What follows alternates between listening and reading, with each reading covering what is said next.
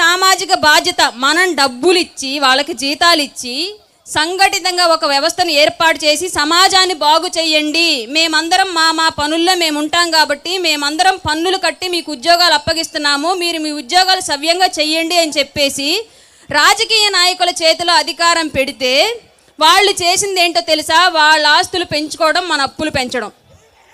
ఎవరికైనా సరైన ఉద్యోగం వచ్చే పరిస్థితి ఆంధ్ర రాష్ట్రంలో ప్రస్తుతం ఉందా? లేదు. మరి ఎంతోమంది వాళ్ళ ఉద్యోగాన్ని వాళ్ళు సవ్యంగా నెరవేరుస్తూ ఉంటే రాజకీయ నాయకులకు మాత్రమే ఎందుకు మనం విగ్రహాలు పెడుతున్నాం? వాళ్ళు ఉద్యోగులే కదా, మనందరం వాళ్ళకు ఒక అవకాశం, ఉద్యోగాన్ని అప్పచెప్పి వాళ్ళ కుటుంబాలను బాగు చేసడానికి మనం ఒక అవకాశం కల్పించాం. కానీ వాళ్ళు ఏదో వాళ్ళ సొంత డబ్బులతో చేసినట్లుగా ఎందుకు వాళ్ళకి విగ్రహాలు పెట్టి మన వీధుల్లో వాళ్ళ మొహాలను రోజు మనకు రుద్దుతున్నారు? వాళ్ళు ఏమైనా పరమాత్ముల పైనుంచి దిగొచ్చారా? లేదా వాళ్ళ ఆస్తులు ఏమైనా మనకు పెట్టారా? నిద్ర లేస్తే ఒక మున్సిపాలిటీ కార్మికుడు మనం వేసే వ్యర్థాలని మలినాల్ని అన్నింటినీ వీళ్ళకన్నా సవ్యంగా చక్కగా బాగు చేస్తున్నాడు, అతనికి పెట్టండి ఒక విగ్రహం, ఒప్పుకుంటాం.